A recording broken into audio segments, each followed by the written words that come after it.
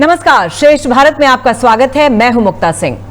इस साल के अंत तक देश के 5 अहम राज्यों में विधानसभा चुनाव होने जा रहे हैं, जिसके चलते तमाम राज्य सरकारों ने अभी से मुफ्त की रेवड़ियां बांटनी शुरू कर दी है।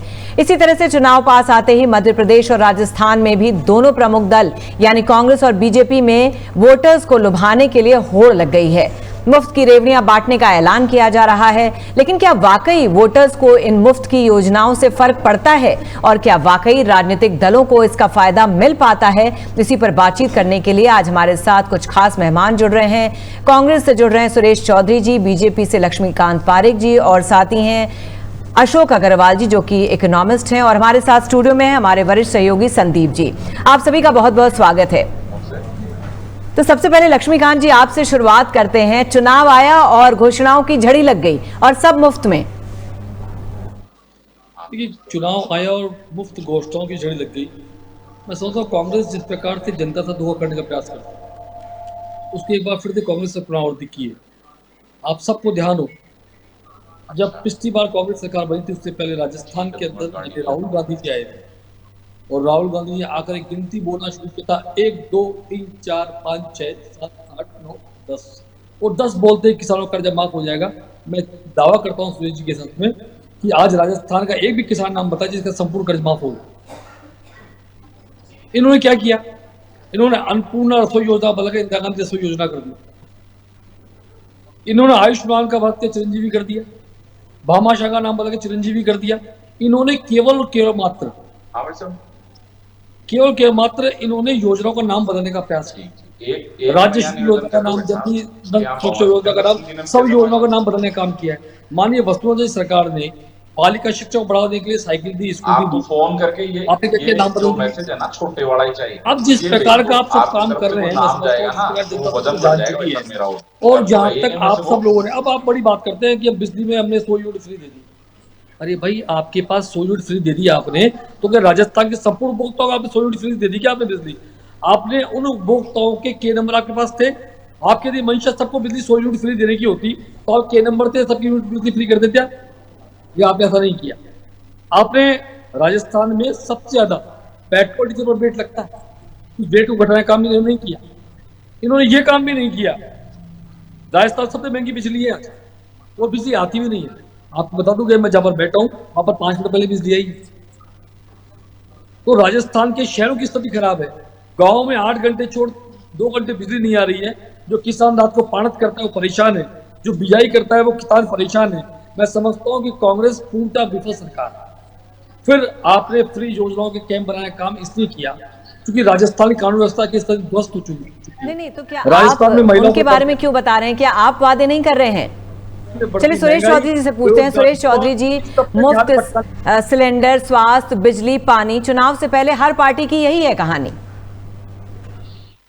मुक्ता सिंह जी, मैं पहले तो मेरे एक समझ में नहीं आता, ये भारतीय जनता पार्टी अपने आप को कहती है वर्ल्ड की सबसे बड़ी पार्टी, तो देश से तो सब में बड़ी हो ही गई है, अपने आप में कथाकथित सबसे बड़े हो ही गए है। लेकिन इनका एक भी प्रवक्ता भाजपा क्या कर रही है कभी नहीं बोलते। इन्होंने एक रट लगा रखी, कांग्रेस कांग्रेस कांग्रेस ये। अब आई बात मुफ्त की रेवड़ी, सब जो आपने बोला मुक्ता सिंह जी, मुझे तो ये सब भी अच्छा नहीं लगा। जो हम रिलीफ दे रहे हैं वो उनका अधिकार है। क्या हम जो सेठ साहूकार फेल हो जाते हैं उनके पैसे बैंकों में माफ नहीं होते? प्रधानमंत्री जी ने कितने सिक्योरिटी का पैसा माफ कर दिया, क्या वो अधिकार नहीं वो उनको दे दिया? किसान को तो हम देते हैं या गरीब को हम सिलेंडर 500 रुपए में देते हैं, क्या उनका अधिकार नहीं है?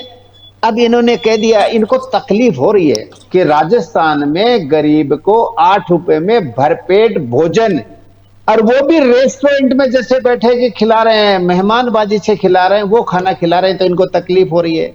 गरीब को हमने 500 रुपए में सिलेंडर दे रहे हैं तो इनको तकलीफ हो रही है। हम 2000 यूनिट किसान को एग्रीकल्चर में दे रहे हैं तो इनको तकलीफ हो रही है, क्योंकि उसको बिल का पैसा जमा कराना ही नहीं। इनको तकलीफ ये हो रही है कि हमने किसान का, कोऑपरेटिव सेक्टर का वास्तव में ही राहुल जी ने 10 गिना उतनी देर में। लेकिन आप दोनों ही लोग उस बात का जवाब नहीं दे रहे हैं जो हम आपसे पूछ रहे हैं। संदीप जी, ये एक पार्टी की तो बात है नहीं, दोनों ही पार्टियां, सभी लोग। ये चुनाव आते ही क्यों मुफ्त की सेवाएं शुरू हो जाती हैं? करना है तो पूरे आप अपने कार्यकाल में करिए, चुनाव आते ही क्या हो जाता है? देखिए मुक्ता जी, ये बहुत ही बड़ा सवाल है और ये भारतीय राजनीति में ये पिछले आप 10-15 साल अगर पीछे जाएंगे तो उस समय से ये ट्रेंड शुरू हुआ है। आप सोच के आपको हैरानी हो गई कि मुफ्त में लोग ई स्कूटर देने की बात कर रहे हैं कि हम लैपटॉप अगर आप स्टूडेंट्स को दे रहे हैं तो बात समझ में आती है, ई स्कूटर देने की बात कर रहे हैं, पैसे बढ़ा रहे हैं। अगर सिर्फ अब सिलसिलेवार ढंग से आप उठाइए तो ये पैसा जो है ये हमारा और आपका पैसा है, ये बिल्कुल ये टैक्स पेयर का पैसा है और जिसको चुनाव जीतने के लिए उपयोग किया जा रहा है, पहली बात। दूसरी बात, ये इतनी जो घोषणा हो रही है भरपाई कैसे होगी? एक जो आंकड़े हैं वो मैं आपके सामने रख देता हूं, चीजें आपको क्लियर हो जाएंगी। मध्य प्रदेश जो है वो 3,31,000 करोड़ रुपए के कर्ज में चल रहा है।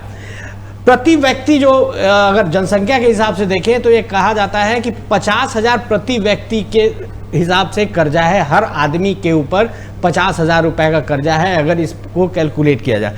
दूसरा है राजस्थान, 5,31,000 करोड़ रुपए, यहाँ पे प्रति व्यक्ति जो किसी अगर उसको कैलकुलेट किया जाए कर्जा तो ये 65,000 रुपए है। ये सारी चीजें जो हैं आप जो घोषित करो, मध्य प्रदेश को अगर आप ले लो तो चुनाव के एन पहले शिवराज सिंह चौहान ने पंचायत कर्मचारी, स्कूल, गेस्ट टीचर्स जो कॉलेज में सबके सैलरी बढ़ा दी और सिर्फ मध्य प्रदेश जो है अगर आप करेंगे तो 25,000 करोड़ रुपए का अगली जो सरकार आएगी वो उसकी देनदारी होगी, वो कहां से पैसे लाएगी? आप घोषणा तो कर रहे हो लेकिन ये भरपाई कहां से होगी? आप अपने चुनाव जीतने के लिए ये सारी घोषणाएं करते हो, आप जब सरकार में होते हो तो ये क्यों नहीं इंप्लीमेंट कर देते हो? बिल्कुल, और इसी बारे में हम बातचीत करेंगे अशोक अग्रवाल जी से। अशोक जी, बजटरी एलोकेशन कैसे होगा? तब जैसे संदीप जी भी बता रहे हैं कि सारी स्टेट गवर्नमेंट जो है मैसिव डेट में फंसी हुई है। जी देखिए, मैं सबसे पहले तो ये चीज़ कहना चाहता हूँ कि पॉलिटिकल जो व्यू पॉइंट है, I think Bharatiya Janata party और कांग्रेस एक दूसरे पे इल्ज़ाम लगा सकते हैं कि वो हर पार्टी ये कोशिश करती है कि इलेक्शन से पहले वो वोटर्स जो है उनको अपने पक्ष में लाने की कोशिश करें और सरकार में आए। लेकिन सबसे बड़ा मुद्दा जो है स्टेट के फाइनेंसिस का, अब देखिए राजस्थान का जो स्टेट ग्रॉस डोमेस्टिक प्रोडक्ट है 23-24 में 15.7 लाख करोड़, उसमें उन्होंने असेसमेंट किया है कि 11.5% से ग्रो करेगा as compare to revise estimate.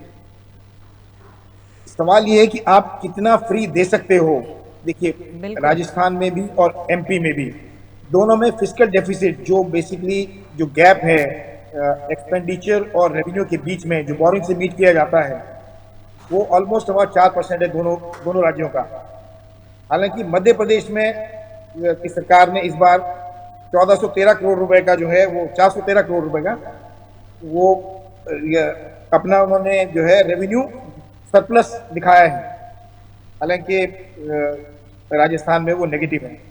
मैं सिर्फ एक ही बात कहना चाहता हूं कि अगर सरकारें वेलफेयर स्कीम्स में पैसा खर्चा करना चाहती हैं तो उनको अपना ज़्यादा से ज़्यादा पैसा जो है जो रेवेन्यू रिसीट्स होती हैं उसको कैपिटल आउटले की तरफ मतलब इन्वेस्टमेंट की तरफ डालना पड़ेगा, ताकि जो स्टेट की ग्रोथ है जो ताकि ये जो फ्रीबीज की बात कर रहे हैं, रेवेन्यू की बात करें, भाषा आप कोई भी यूज़ करें, बिल्कुल आम आदमी के लिए जो जरूरी है वो ये है कि अच्छी शिक्षा हो, अच्छा उसको बिजली, पानी, सड़क, इंफ्रास्ट्रक्चर जो उसको चाहिए रोजमर्रा के जीने के लिए वो अच्छा अवेलेबल हो। वो तभी हो सकता है जब स्टेट उसका इन्वेस्टमेंट करेगा और वो ग्रोथ। आई थिंक एक और चीज़ मैंने सामने देखी जो राजस्थान और एमपी के केस में, ये जो ग्रांट्स और जो स्टेट का शेयर है जीएसटी, सेंट्रल जीएसटी का जो स्टेट को जो मिलता है उसमें ग्रांट्स जो है वो एमपी को ज़्यादा है एज कम्पेयर टू राजस्थान।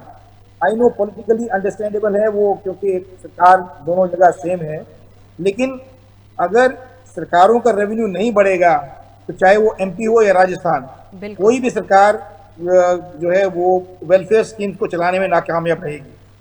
बिल्कुल, अपने चुनावी फायदे के लिए जो लगातार ये लोग घोषणाएं करते रहते हैं, जाहिर सी बात है किसी भी प्रदेश या देश का एक संवैधानिक उसकी व्यवस्था होती है, एक बजट बनता है। ऐसा तो नहीं कि चुनाव आते ही हम सारी चीजें फ्री में बांटने लगे बिना ये सोचे समझे कि हम वो करने की स्थिति में हैं भी या नहीं है और क्या इसका इम्पैक्ट होगा। टैक्स अल्टीमेटली टैक्स पेयर की जेब से पैसा जाएगा, ये देखिए, टैक्स का बेसिक कैनन यही होता है कि आपने जो अमीर लोग हैं उनसे पैसा लेकर के आपने गरीबों के कल्याण के लिए आपने कुछ योजनाएं चलाई हैं। लेकिन अब अगर आप फ्री में, लेकिन उसका एफिशिएंसी भी देखना पड़ेगा कि जो आप पैसा खर्चा कर रहे हैं is it being utilised efficiently. तो सरकार की एफिशिएंसी दोनों ही पॉइंट से मेरे ख्याल से they should be adequate accountability. जो पैसा फ्री में आप बांट रहे हैं किसका पैसा है, और वो बांटने के लिए जितनी एफिशिएंसी से वो खर्च होना चाहिए, क्या वो उतनी एफिशिएंसी से खर्च हो रहा है, ये भी उनको जवाब देना चाहिए। साथ में वो कह रहे हैं ठीक है रेवड़ी बांट दी, तो साथ में ये डेटा भी उन्हें देना चाहिए कि इतने लोगों को इसका फायदा मिला और किसकी जेब से पैसा ये आया कहाँ से, ये भी सरकार, ये भी लोगों को बताना चाहिए। सुरेश चौधरी जी, एक तरफ आप टैक्स बढ़ा रहे हैं, पेट्रोल डीजल के दाम बढ़ा रहे हैं, दूसरे मुफ्त घोषणाएं कर रहे हैं, क्या है, कैसे तालमेल बैठाते हैं आप लोग? मैं ये बताऊं कि संदीप जी को आप बीच में लिए, उन्होंने कह दिया टैक्स पेयर का पैसा है, तो क्या भारत के नागरिक गरीब आदमी को खाने का अधिकार नहीं है? खाने का अधिकार शिक्षा है, का लेकिन अधिकार, स्कूटर आप दे रहे हो, मुफ्त बस यात्रा दे रहे हो, ये क्या है? एक वो हमारा आपका पैसा है, आप टैक्स पेयर का पैसा है। नहीं, तुम्हारा पैसा कैसे है? तो टैक्स पेयर कौन है? वेलफेयर स्कीमें पहले अरे भाई, टैक्स पेयर कौन है? वो राजस्थानी नहीं है क्या? राजस्थान के मुफ्त में, तो ये टैक्स पेयर का पैसा है, ये आपका पैसा नहीं है, और आपको सोच समझ के खर्च करना पड़ेगा। ये सुप्रीम कोर्ट ने भी इसको एक्नॉलेज किया है, और यही वजह है कि राजस्थान को और मध्य प्रदेश को, सेंट्रल गवर्नमेंट को और चुनाव आयोग को नोटिस इशू किया गया है, और 4 वीक में बोला गया है कि आप जवाब दीजिए कैसे आप खर्च कर रहे हैं। तो सुप्रीम कोर्ट की भी इस पे नजर है। सवाल यही है कि जो चुनाव जीतने के लिए उस पैसे का क्या एफिशिएंट खर्चा कैसे किया जाता है, अग्रवाल जी ने जो जैसा बताया, वो सवाल है यहाँ पे। मैं ये कहना चाहता हूं कि टैक्स पेयर का जो पैसा है, उस पैसे का सीए साहब ठीक कह रहे थे, उपयोग उचित होना चाहिए। वो पैसा गलत व्यक्ति के हाथ में तो नहीं जा रहा है, गलत योजना तो नहीं है। तो क्या खाना खिलाना गलत योजना है? किसान अगर गेहूं पैदा नहीं करेगा, अन्नदाता को सरकार सहयोग नहीं करेगी, तो आपको किसी को पता है क्या कि खेती में पर हेक्टर या पर बीघा या पर गज कितना खर्च आता है? अगर किसान के लागत मूल्य जोड़ा जाए, उसका 100 रुपए प्रति व्यक्ति नहीं पड़ता है एक दिन की मजदूरी, तो क्या उनको रिलीफ नहीं देंगे? देंगे। हमारी सरकार की योजनाएं देंगे। हम इनको बिजली फ्री भी देंगे। उनको हम तो आगे योजना और लाएंगे कि उनको रोजगार कैसे मिले, ट्रैक्टर पे रिलीफ कैसे मिले, उनको खेती में और आने वाली चीजों को रिलीफ कैसे दी जाए। रहा सवाल टैक्स का पैसा, लक्ष्मी नारायण जी ने बोला कि पेट्रोल डीजल पे राजस्थान सरकार का सबसे ज्यादा टैक्स है। आप बीजेपी की सरकार थी 3 से लेके 8 तक, 13 से लेके 18 तक, उस टाइम का टैक्स स्लैब देख लें और आज का टैक्स स्लैब देख लें। राजस्थान के अशोक गहलोत ने कोई टैक्स वसुंधरा जी के राज से बढ़ाया हो तो हमें बताएं। दूसरी बात, अगर आप पेट्रोल डीजल की बात कर रहे हैं तो भारतीय जनता पार्टी को सोचना चाहिए, अभी पेट्रोल डीजल क्रूड ऑयल का एक बैरियल का केवल $60 है, और जब केंद्र में हमारी सरकार थी उस टाइम पे $120 पर बैरियल आता था। आज पेट्रोल डीजल बिकना चाहिए, केंद्र सरकार को देना चाहिए 40 रुपए लीटर, दे रहे हैं 100 रुपए लीटर, लोग कौन ज्यादा ले रहा है, कौन क्या कर रहा है, ये देश की जनता भी जानती है।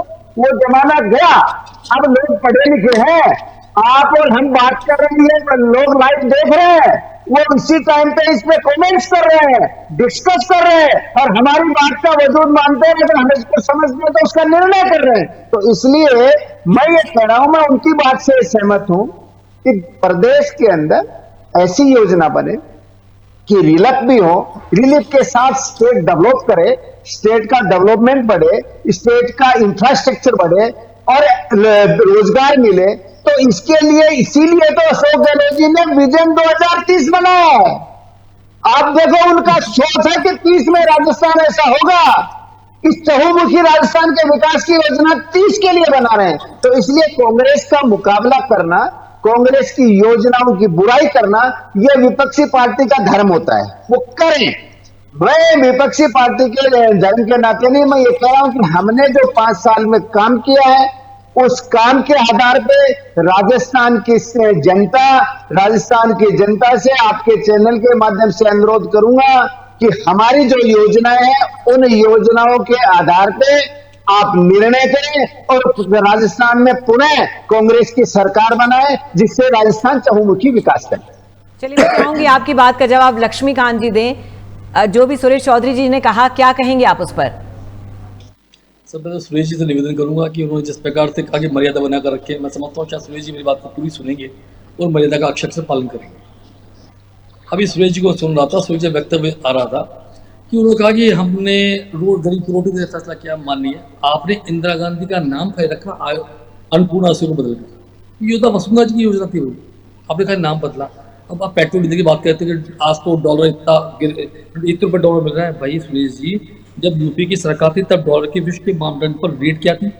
आज डॉलर 90 रुपए से ऊपर है। उस समय डॉलर 40 रुपए से 50 रुपए बीच में था। आपको इस बात की जानकारी है क्या?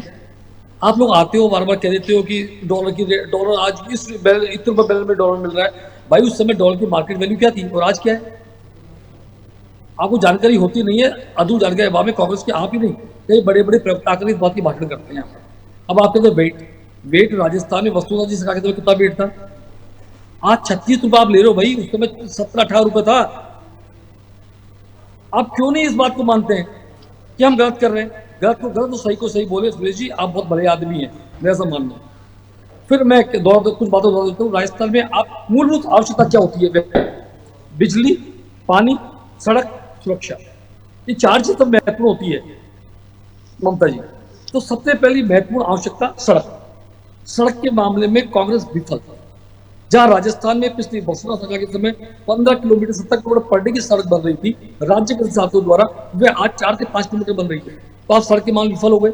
वहीं प्रधानमंत्री सड़क योजना के माध्यम से, नेशनल हाईवेज के माध्यम से भारत सरकार ने पूरे देश में सड़कों का बिछाने काम किया है। किसान सम्मान निधि के माध्यम से किसान का मान बढ़ाया काम किसने किया? तो भारतीय जनता पार्टी की सरकार ने किया। यदि मैं राजस्थान की बात करूं तो प्रधानमंत्री जनधन योजना के माध्यम से हमने 33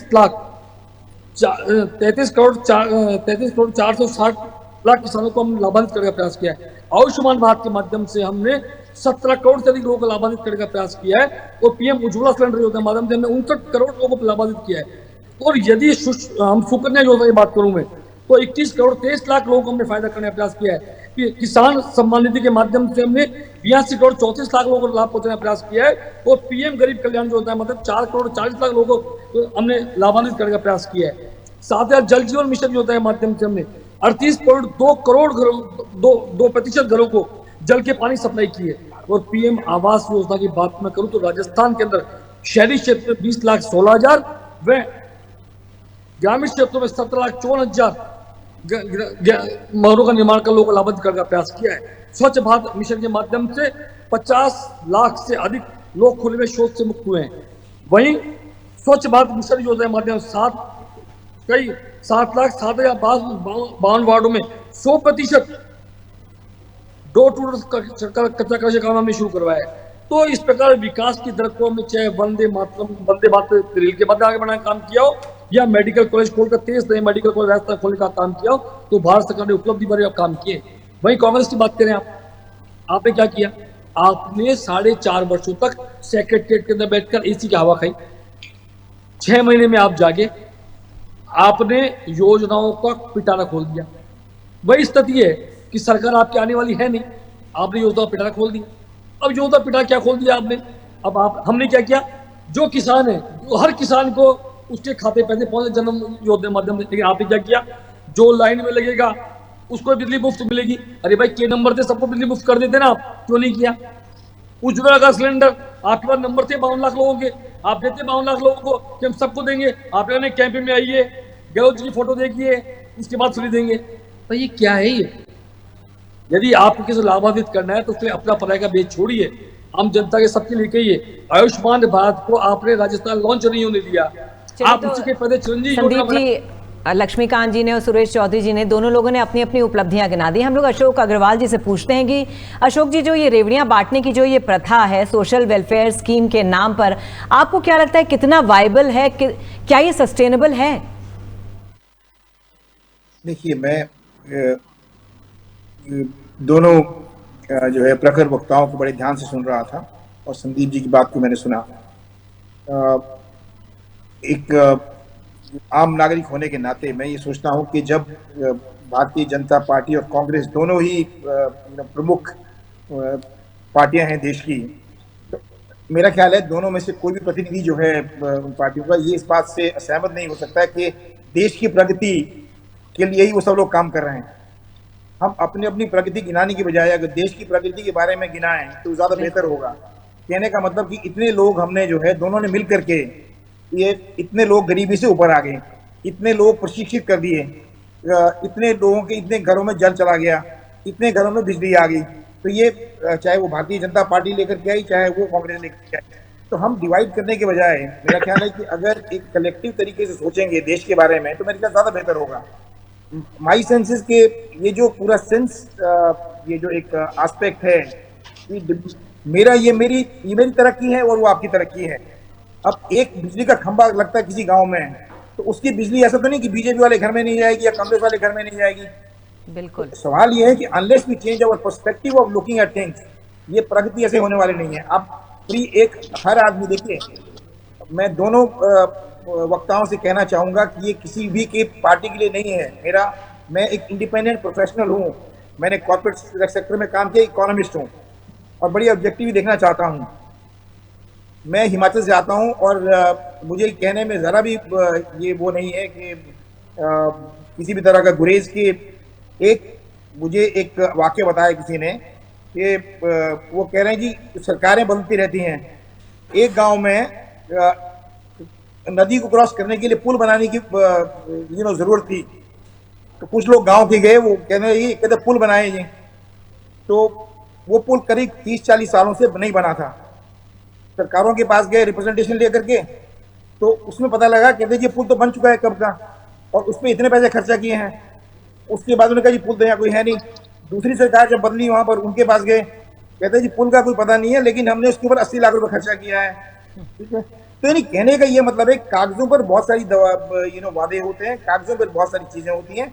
मेरा अपना ख्याल है कि आम आदमी जो है वो इन सब चीजों से परेशान है कि चाहे वो महंगाई हो, आप डिबेट कर सकते हैं, लेकिन मुफ्त के, मैं दूसरा पॉइंट एक और कहना चाहूंगा कि देश में या इकोनॉमी में कोई चीज मुफ्त नहीं होती।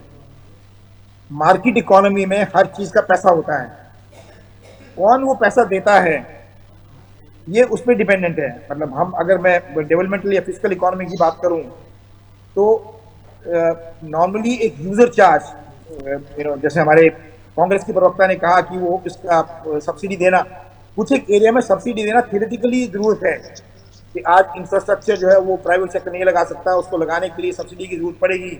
आज सोलर पावर है, उसमें आपको सब्सिडी देनी पड़ेगी। तो मेरा अपना मानना है कि हमें उस जहां सब्सिडी की आवश्यकता है वहां जरूर देनी चाहिए, लेकिन उसको सिर्फ एक चुनावी फ्रीबी के रूप में कि हमें एक बार चुनाव में अगर हम चुन के आ गए उसके फिर देखिए हमें क्या करना है। मेरा ख्याल है कि ये चुनावों से हटके होना चाहिए। जो फ्री देना है, सब्सिडी देनी है, जरूर दीजिएगा, और जहां यूजर चार्ज देना है वहां जरूर लीजिएगा, क्योंकि फ्री का मतलब है कोई ना कोई उसका दंड भरेगा। तो इकोनॉमी में somebody will have to pay the cost, who will bear the cost ultimately, अब टैक्स पेयर मनी, मेरा पैसा है, आपका पैसा है, जो हमारे प्रतिनिधि बैठे हैं उनका पैसा है, सब लोग टैक्स पेयर हैं। तो जितने लोग जो टैक्स नहीं दे पाते उनको हमें कोशिश करनी चाहिए एजुकेशन के माध्यम से उनको उस लेवल पे ले आए ताकि वो भी टैक्स पेयर बन जाए और अपना इस देश की प्रगति में कंट्रीब्यूशन दें। बिल्कुल, टैक्स पेयर्स के साथ धोखा नहीं होना चाहिए। बिल्कुल, आपने बहुत ही वाजिब बात कही, बहुत इंपॉर्टेंट बात कही अशोक जी। और इसीलिए मेरा अगला सवाल आपसे ये है कि जो इस तरह की स्कीम्स है, इसके लिए आपको नहीं लगता कि कोई कैप होना चाहिए? देखिए, आपने सस्टेनेबिलिटी की बात की है। 1/3 अगर हम स्टेट गवर्नमेंट स्पेसिफिक ना जाऊं, तभी स्टेट गवर्नमेंट्स का ऑलमोस्ट 1/3 to 45% एक कमिटेड एक्सपेंडिचर है जिसको हम इंटरेस्ट पेमेंट, जिसको नॉन डेवलपमेंटल एक्सपेंडिचर कहते हैं। तो चाहे वो इंटरेस्ट पेमेंट में आए, चाहे वो सब्सिडी में आए, चाहे वो पेंशन में आए, मतलब आप उसमें कुछ कर नहीं सकते। तो जब तक आप उसको नीचे नहीं लाएंगे, आपका जो कैपिटल आउटले है जिसकी हम बात कर रहे थे, डेवलपमेंटल एक्सपेंस है, वो नहीं बढ़ पाएगा। तो मेरा ख्याल है कि फ्रीबीज को एक तो एफिशिएंटली स्पेंड करना चाहिए और उनको कम करने की कोशिश करनी चाहिए over the period of time. कि आपका 2030 विजन है, उस विजन में आज हम इतना दे रहे हैं, तो अगले 10 सालों में या अगले 7 सालों में उसको इतने परसेंट से, मान लो 15% है, उसको कम करके आप 8% पे लेके आए। तब तो उन सब स्कीमों का विजन का फायदा होगा। अदरवाइज मेरा ख्याल है 15% जो है ना वो फिर वही लूप में निकल जाएगा कि कोई यहाँ लीकेज हो गया, कोई वहाँ लीकेज हो गया। तो मेरे दोनों प्रतिनिधियों से ये मेरा आह्वान है कि अपनी पार्टीज के लिए जो है जहाँ आवश्यक है देश की प्रगति के विषय में ज्यादा फोकस करें। सुरेश जी और लक्ष्मीकांत जी, आपने अशोक जी की बात सुनी। मैं चाहूंगी आप लोग बड़े संक्षेप में, छोटे में, क्योंकि वक्त की कमी है, जो उन्होंने कहा क्या कहेंगे आप लोग उस पर। और सबसे बड़ी बात देखिए, जो पहला सवाल मेरा था वो भी यही है कि टाइमिंग की बात होती है, ये चुनाव से पहले ही क्यों शुरू आता है। और बात सिर्फ संदीप जी, जैसे हम लोगों ने पहले भी बोला कि ये किसी एक पार्टी की बात नहीं है, चाहे वो बीजेपी हो या कांग्रेस हो या और भी पार्टियां हैं, सभी ये चुनाव के पहले जो रेवड़ी नाम दे दिया गया है। और आप भी समझ सकते हैं कि ये बात कहीं ना कहीं इतनी सामने आई कि सुप्रीम कोर्ट को भी इसका संज्ञान लेना पड़ा। शिकायतें आ रही थी और कोर्ट ने सारे स्टेट को सबको कंपाइल कर दिया और सबको एक जगह करके उन्होंने सुनवाई की और नोटिस दिए। बिल्कुल। तो एक तरह से देखिए, जब चुनाव के पहले ही आता है तो आप लोग पता नहीं शब्द से सहमत होंगे कि नहीं, लेकिन वोटर्स के लिए इनडायरेक्ट ब्राइब की तरह होता है। तो सुरेश जी, आप और लक्ष्मीकांत जी, आप संक्षेप में इसका जवाब दीजिए। देखिए ममता जी, सबसे पहले बताऊं आपको मैं, जब भी सरकार बनी तो मैंने 4 वर्षों तक वसुंधरा सरकार ने लगातार 5 वर्षों तक काम करने का प्रयास किया। हर खेत का पानी हर खेत में रहे, इसके लिए एनीकट बनाने की योजना शुरू की तो पहले वर्ष में शुरू कर दी। जननी स्वास्थ्य योजना की योजना शुरू की तो पहले वर्ष में शुरू कर दी। राष्ट्रीय योजना की शुरुआत की दूसरे वर्ष में शुरू कर दी। आयुष्मान भामाशाह कार्ड के माध्यम से लोगों का इलाज करने का काम शुरू किया तो दूसरे और तीसरे वर्ष में शुरू कर दिया।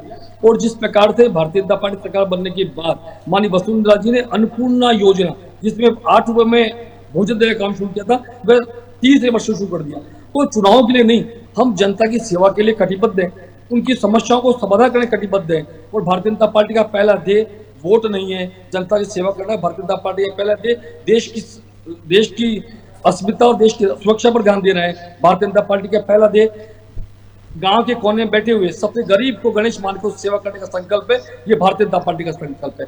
भारतीय जनता पार्टी चुनाव के समय नहीं, 24/7 हमेशा भारतीय जनता पार्टी गरीब की सेवा के लिए वचनबद्ध है। नहीं, क्योंकि देखिए लक्ष्मीकांत जी, चुनाव आते ही वादों की झड़ी लग जाती है, लेकिन जैसे ही चुनाव खत्म, काम खत्म, फिर वापस वो समय तब आता है जब वापस चुनाव आता है। योजनाएं चुनाव से 3 वर्ष पूर्व 2 वर्ष पूर्व बना ली गई थी, ये नहीं कि 4-6 महीने पहले बनाई हो। कोई योजना वसुंधरा सरकार की योजना ऐसी नहीं थी जो 6 महीने पहले बनी हो। हर योजना कम से कम 3 साल 2 साल 4 साल पहले की बनी हुई थी। और आज भी उन्हीं योजनाओं को आपने नाम बदला है। हमने क्या किया इसके अलावा?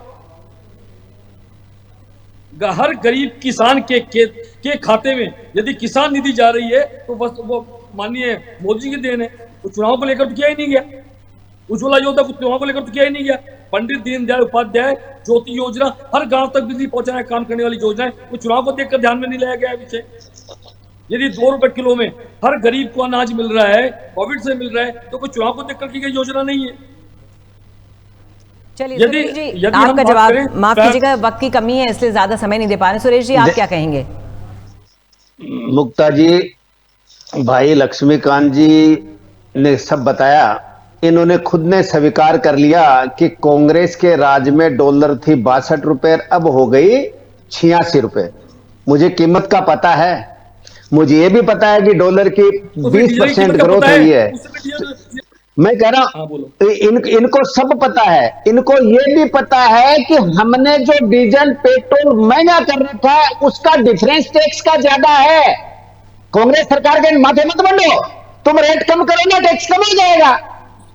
तो आपकी योजना, अरे फिर बीच में मत बोलो।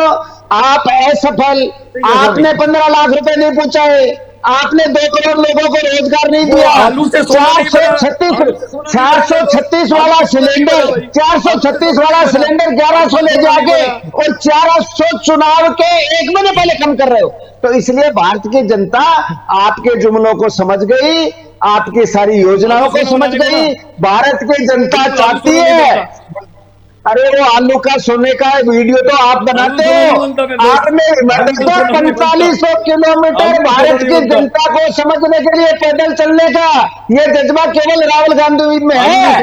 पैर के थाने होते हैं, जनता को समझनी पड़ती है। हमसे जुड़ने के लिए तो संदीप जी, आपने देखा ये नेताजी लोगों की बड़ी खास बात होती है, सवाल कुछ भी करिए जवाब एक ही होता है।